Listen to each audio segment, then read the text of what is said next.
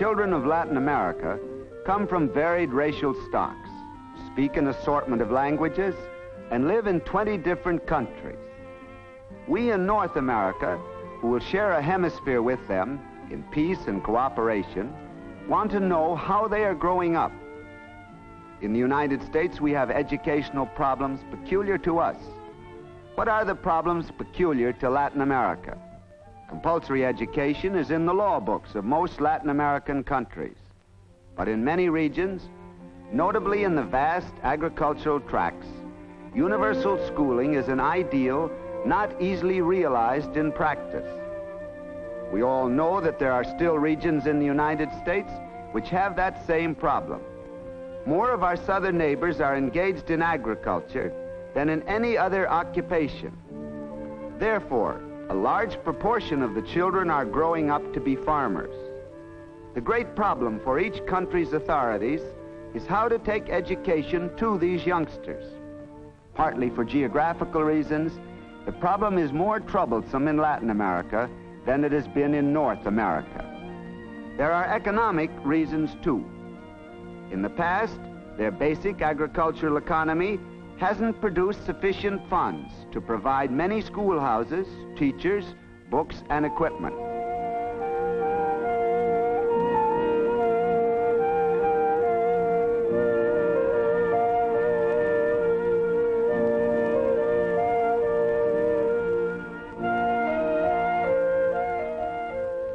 Then there is the transportation difficulty. Latin America is a world of vast distances, of lofty mountain ranges, of deserts, of fertile valleys and uplands, of tangled jungles, of great tracts of wide, rich pampas, and of 20 different countries. A consolidated school system is not easily developed under such difficulties.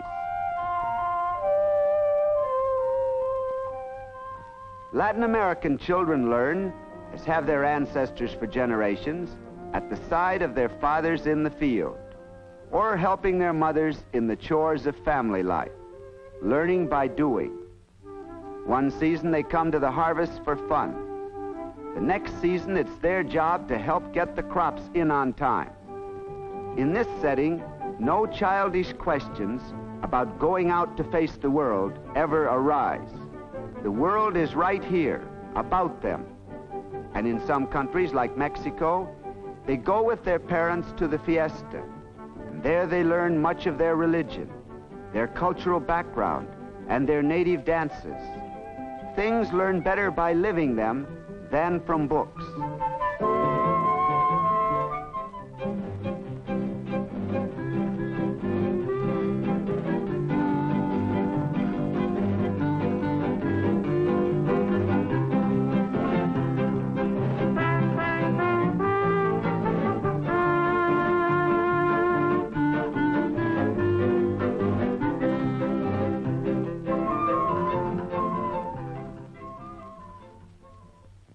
It is in Mexico, too, in the robust paintings of Diego Rivera, on the walls of the Ministry of Education, that we find a symbol of the progressive trends in Latin American education. Mexico has taken the lead in systematic national education through a plan which functions in spite of the poverty of the small rural community. The demand for schools has come from the people. Let an official go among the rural folk for any ceremony or fiesta, and among the direct appeals from the people will always be pleas for more schools. And the appeal has been heard. The annual expenditure for education among our neighbors to the south has increased enormously.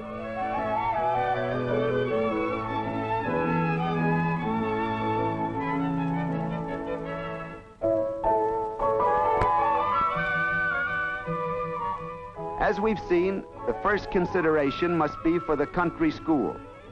Often the eager members of a small community will build a schoolhouse with their own hands on the promise of the state to send a teacher.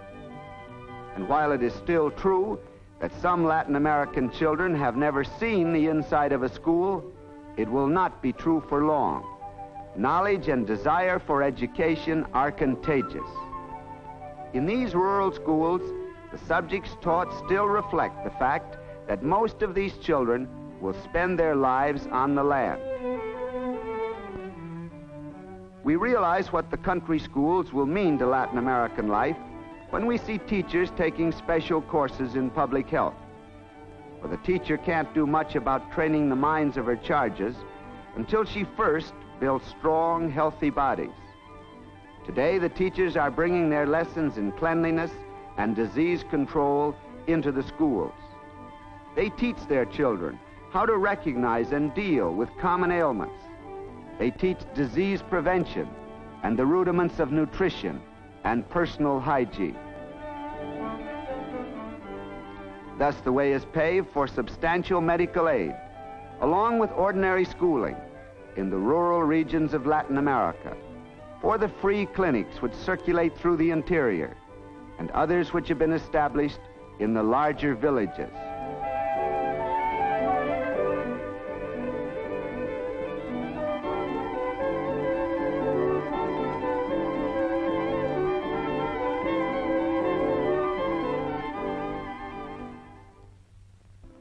Beginning in the earliest colonial days, the Catholic Church has vigorously and continuously maintained a great teaching tradition. Throughout all Latin America, the educational pattern has been definitely Roman Catholic. If its schools did not reach every village, and if in some respects, particularly in recent times, the education of the masses was somewhat neglected, still its contribution has been unflagging.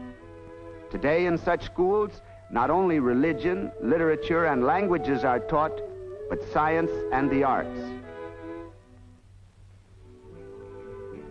The medical schools and training schools for nurses are among the most important institutions of higher learning in South America.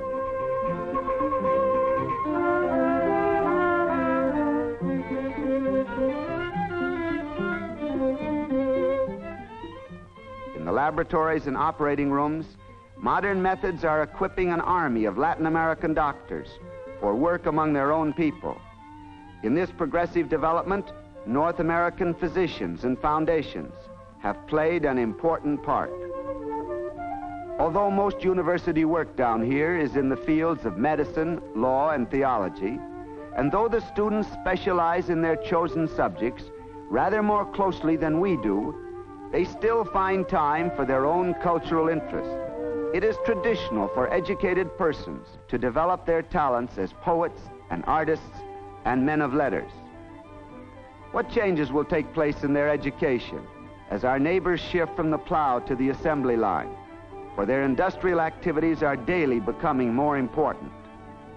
Great factories have been built, and more are coming, in which the vast natural resources of South America can be fashioned into useful goods.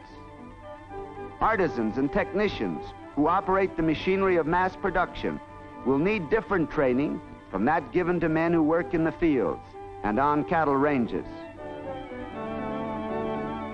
Already many young Latin Americans have developed the skills of modern machine work. Already the mysteries of wood and metalworking, of gauge and lathe, are being explored in new trade schools.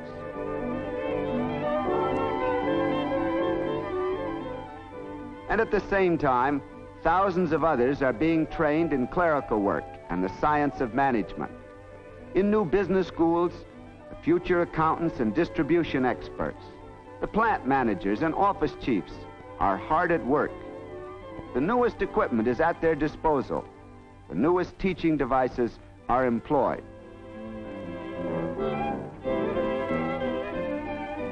There is another force which is more potent than ever before.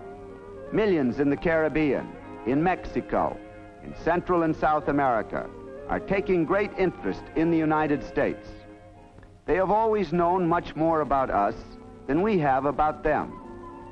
Now that they know we are in earnest about the good neighbor policy, they are eager to know still more about us. That the good neighbor policy functions actively in the minds of young people is first-rate assurance for us that it really works. A clue to the new attitude is the great increase of interest in the learning of English.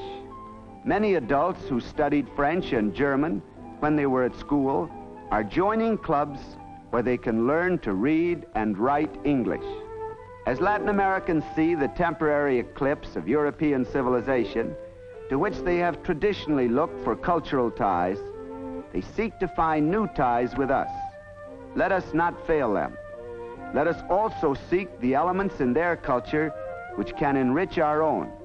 Many of them are destined to use their English in American universities as exchange students.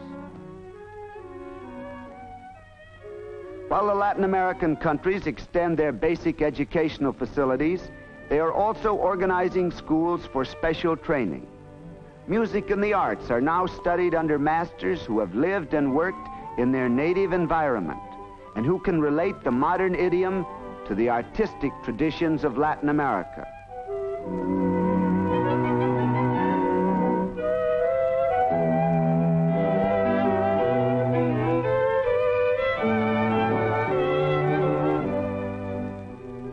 All the world has long paid tribute to the glories of the Aztec, Mayan, and Inca cultures.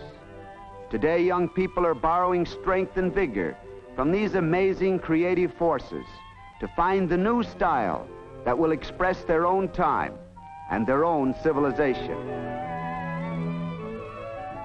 Take these children in a Brazilian school.